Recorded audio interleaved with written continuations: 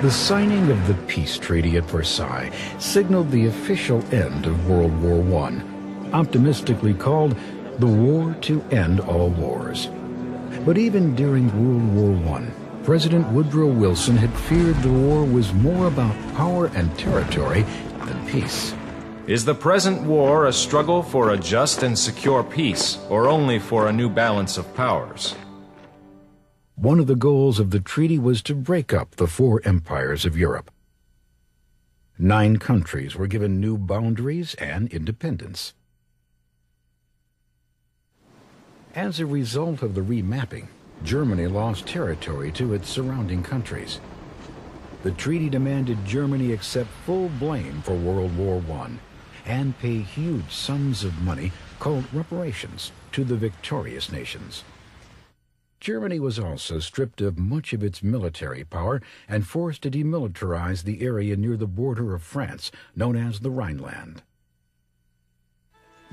The intention of the Treaty of Versailles was largely to punish Germany for World War I, but also to create new democracies and self-determination in Europe.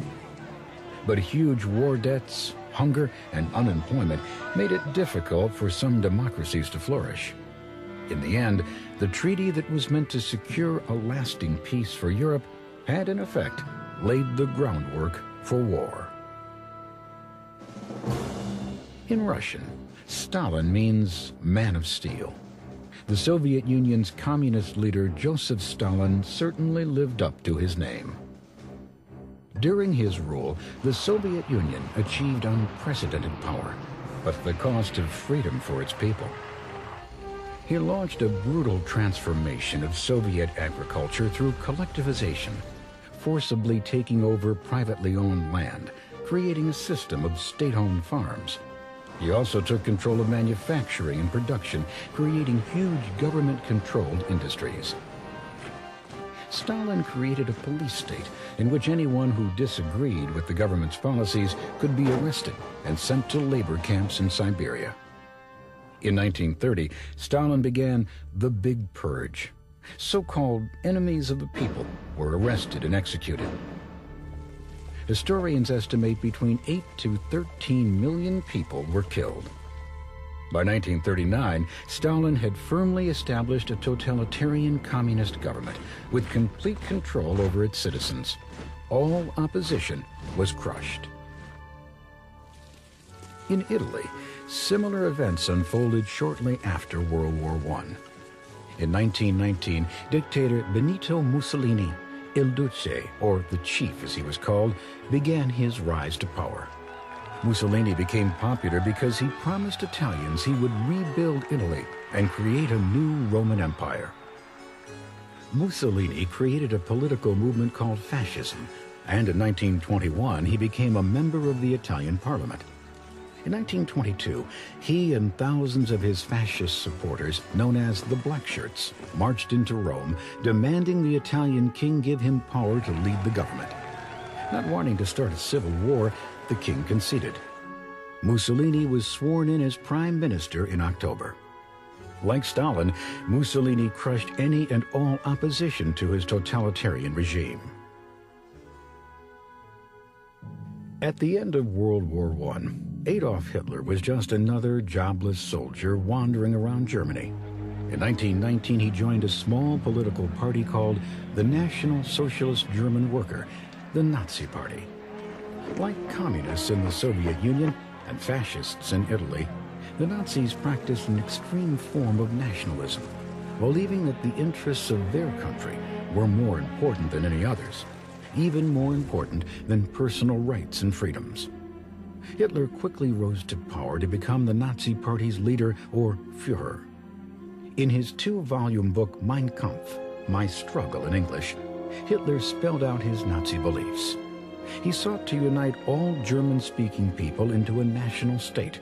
He also maintained that the German or Aryan race was superior to all others. Hitler thought his master race deserved more land, even if it meant taking it by force.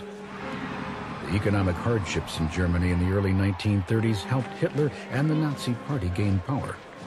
In 1932, roughly 6 million Germans were jobless, and Hitler's promise to restore German pride and stature in the world appealed to them. As head of the Nazi Party, Hitler was appointed German Chancellor in January 1933. He quickly put an end to the faltering Weimar democracy and established his Third Reich, a totalitarian regime with himself as dictator.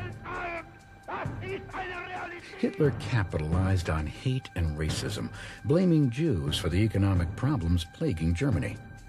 Jews were ousted from government positions and certain professions, and barred from the use of public facilities.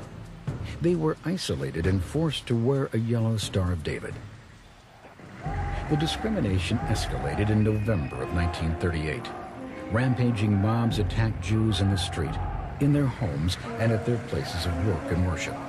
Nearly 100 Jews were killed, more than 1,000 synagogues burned, and over 7,000 Jewish businesses were destroyed.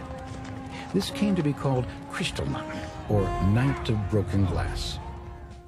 Jewish property was seized, and Jews, Gypsies, and other groups considered unfit for Hitler's master race were sent to concentration camps. Over the course of the war, 6 million Jews and 5 million others were murdered by the Nazis. This became known as the Holocaust.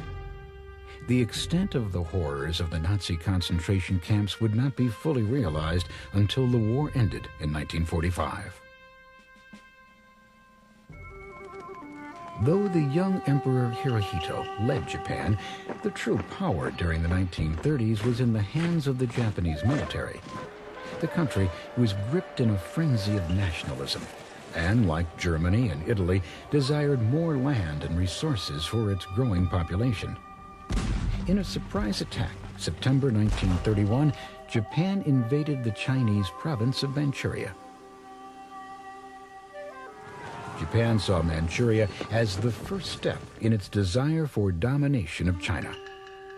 The League of Nations, established to help keep peace after World War I, condemned Japan's invasion, but did nothing to stop it. In turn, Japan simply quit the League. By 1936, the clouds of war encircled the globe. Germany and Italy formed an alliance they described as an axis around which Europe would revolve. 4 years later, Japan would join the Axis powers, and together, the three countries pledged to aid each other in the event of attack. The extreme political philosophies that emerged during these troubled times appealed to many people worn down by economic hardship. But the overly patriotic beliefs of nationalism, the acceptance of totalitarianism, the militant and racist fascist beliefs of the Nazis, and the communist doctrines of state-controlled property and government all contributed to a worldwide war.